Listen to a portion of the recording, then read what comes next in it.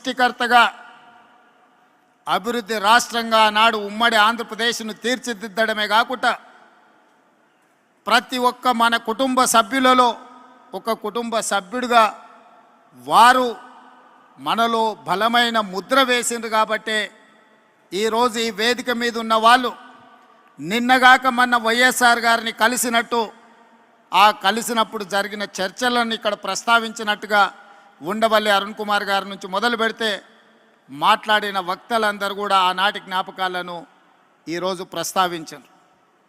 ఇది చాలా అరుదైన సందర్భం, అరుదైన అంశం. ఎంత గొప్ప నాయకుడైనా కొంతకాలానికి కాలక్రమేణా ప్రజల మదిలో నుండి దూరం అవుతూ ఉంటారు. కానీ డాక్టర్ వైఎస్ రాజశేఖర రెడ్డి గారి కాలం గడిచిన కొద్దీ, సంవత్సరాలు పోయిన కొద్దీ ఇంకా బలంగా పేదవాళ్ళ మదిలో, పేదవాళ్ళ గుండెల్లో ఇప్పటికీ గుర్తుండిపోయే విధంగా వారు ఉన్నారు అని అంటే, వారు ఉన్నప్పటికంటే ఈరోజు వారు లేని లోటు మనందరికీ కనిపిస్తుంది. కొన్నిసార్లు వ్యక్తులు ఉన్నప్పుడు వాళ్ళ గొప్పతనం మనకు అర్థం కాదు. కొన్నిసార్లు వాళ్ళు మనకు దూరం అయినప్పుడు, మనం వాళ్ళని కోల్పోయినప్పుడు వాళ్ళ విలువ తెలుస్తుంది.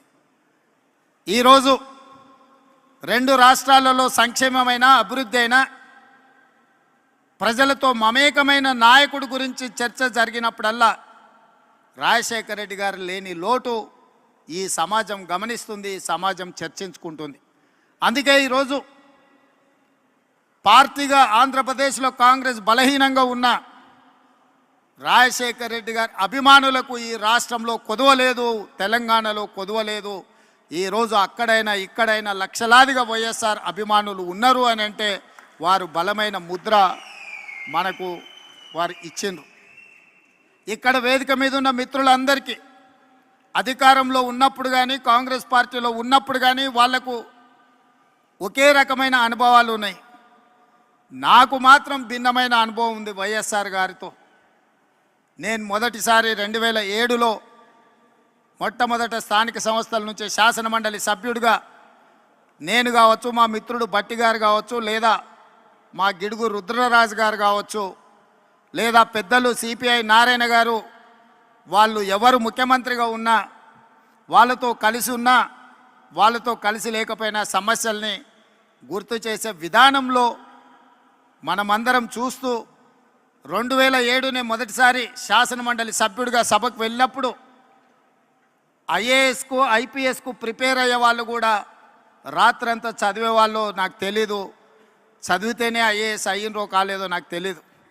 కానీ శాసనమండలి సమావేశాలు వస్తున్నాయి అని అంటే సమస్యల్ని ప్రస్తావించాలని, సమస్యల లోతులను తడమాలని, వైఎస్ఆర్ దృష్టిని ఆకర్షించాలని, వైఎస్ఆర్ గారి ముందల బలమైన వాదనను వినిపించాలి అని రాత్రంతా చదువుకొని ఉదయం సరాసరి శాసనమండలికి వెళ్ళి వారి ముందు చాలా విషయాలను, ప్రభుత్వం తీసుకుంటున్న సంక్షేమ అభివృద్ధి కార్యక్రమాలను ప్రస్తావించి బలమైన వాదనను వినిపించే.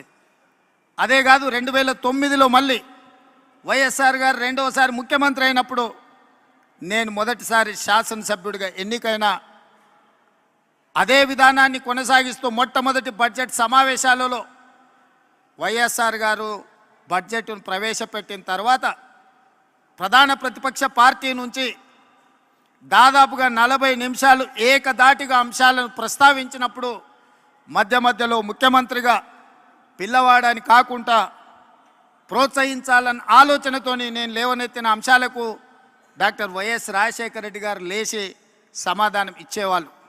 పక్క నుండి నాకు తెలిసి శైలజనాథ్ గారు అనుకుంటా, ఆయన అట్లానే మాట్లాడుతుంటాడు. సార్ మనం రిప్లై ఇస్తే ఇంకెక్కువ మాట్లాడతాడు, మనం చెప్పకపోవడమే మేలేమో అని చెప్పి నేను అనుకుంటున్నాను, నాకు గుర్తున్నంత వరకు చెవిలా. కానీ వైఎస్ఆర్ గారు ఏమన్నారంటే, కొత్తగా సభలోకి వచ్చిన సభ్యులు అవగాహనతో మాట్లాడుతున్నప్పుడు మనం సమాధానం ఇవ్వడం ద్వారా వాళ్ళని ప్రోత్సహించాలి, తద్వారా నాయకత్వం బలపడుతుంది అని చెప్పి వైఎస్ఆర్ గారు ఆనాడు మాట్లాడినరు. ఈరోజు తెలంగాణ రాష్ట్ర ముఖ్యమంత్రిగా, సభానాయకుడిగా నేను అక్కడ కూర్చున్నప్పుడు మొట్టమొదట గుర్తు చేసుకున్నది వైఎస్ఆర్ గారు ఆ రోజు మాట్లాడిన విషయం. ఎవరైనా సభ్యులు సభలో కొత్తగా వచ్చినా కూడా వాళ్ళ అంశాలను ప్రస్తావించినప్పుడు వాటిని వినాలి, కొత్త సభ్యులు మాట్లాడుతున్నప్పుడు సభలో కూర్చోవాలి, ప్రభుత్వం వైపు నుంచి సమాధానం చెప్పడం అనేది అది మన బాధ్యత, నాయకుడి యొక్క లక్షణము అని చెప్పి వైఎస్ఆర్ నుంచి నేర్చుకున్న అనుభవం మాకున్నది. పాలకపక్షంలో ప్రభుత్వంలో సంక్షేమం అభివృద్ధే కాదు, ప్రతిపక్షంలో ఉన్నప్పుడు మన పట్ల వైఎస్ఆర్ గారు వ్యవహరించిన తీరు కూడా ఈరోజు మనం ఆదర్శంగా తీసుకోవాల్సిన అవసరం ఉన్నది. ఏదైనా ముఖ్యంగా కమ్యూనిస్టు సోదరులు కావచ్చు, ప్రతిపక్షాలు కావచ్చు, ప్రజల తరఫున అంగన్వాడీ వర్కర్స్ కావచ్చు, ఆశా వర్కర్లు కావచ్చు, రిక్షా కార్మికులు కావచ్చు, చిన్న చిన్న కార్మిక సంస్థల నుంచి కూడా ఏదైనా రిప్రజెంటేషన్ తీసుకెళ్ళినప్పుడు సాయంత్రం 4 గంటల నుంచి 6 గంటల వరకు ప్రతిపక్షాలతో, కార్మిక సంఘాలతో, రైతు కూలీ సంఘాలతో డాక్టర్ వైఎస్ రాజశేఖర రెడ్డి గారు సమయం ఇచ్చి వాళ్ళు ఇచ్చే విజ్ఞప్తులు తీసుకొని ఆ సమస్యల్ని పరిష్కరించేటందుకు ప్రయత్నం చేసేవాడు.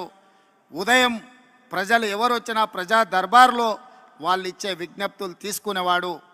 ఆ విధంగా ప్రతిపక్ష నాయకుడిగానే కాదు, రాష్ట్ర ముఖ్యమంత్రిగా నాడు వారు ఒక చెరగని ముద్ర వేసిండ్రు. కాబట్టి ఈరోజు వేలాదిగా మీరు ఈరోజు ఇక్కడికి వచ్చి రాజశేఖర రెడ్డి గారి 75వ జయంతిలో మీరందరూ పాల్గొన్నారు. ఇవాళ ఈ రాష్ట్రంలో ప్రత్యేకమైన పరిస్థితులు ఉన్నాయి. దేశంలో ఏ రకమైన పరిస్థితులు ఉత్పన్నమైనవో ఈ రాష్ట్రంలో కూడా అలాంటి పరిస్థితులే ఉన్నాయి.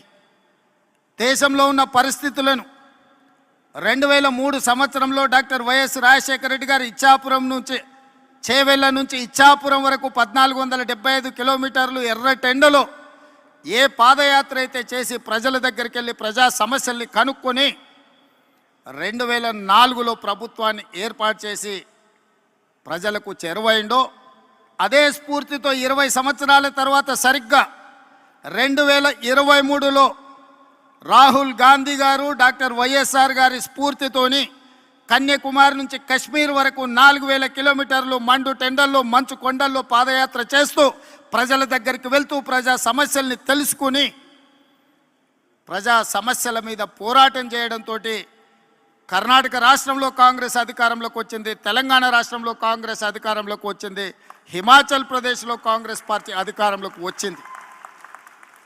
కేంద్రంలో 100 సీట్లు గెలిచి ప్రధాన ప్రతిపక్ష పాత్ర పోషించి ఈరోజు మొన్న జరిగిన పార్లమెంట్ సమావేశాలలో నరేంద్ర మోడీ గారిని మన నాయకుడు రాహుల్ గాంధీ గారు నిలదీసిన విధానం, ఆనాడు 99లో రాజశేఖర రెడ్డి గారు ప్రతిపక్ష నాయకుడు పోషించిన పాత్ర, ఈనాడు రాహుల్ గాంధీ గారు పోషిస్తున్న పాత్రను మనం పోల్చి చూసుకోవచ్చు.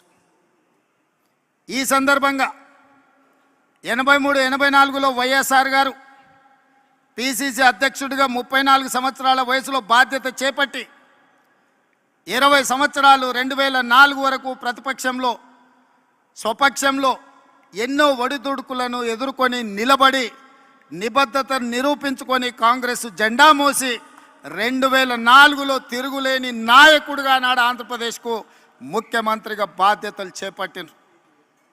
వారిని స్ఫూర్తిగా తీసుకోవాలి. 20 సంవత్సరాలు ఎన్నోసార్లు సొంత పార్టీ అధికారంలోకి వచ్చినా, ఏ పదవి ఇవ్వకపోయినా పార్టీని వదల్లేదు, పార్టీ కార్యకర్తలను కాపాడుకుని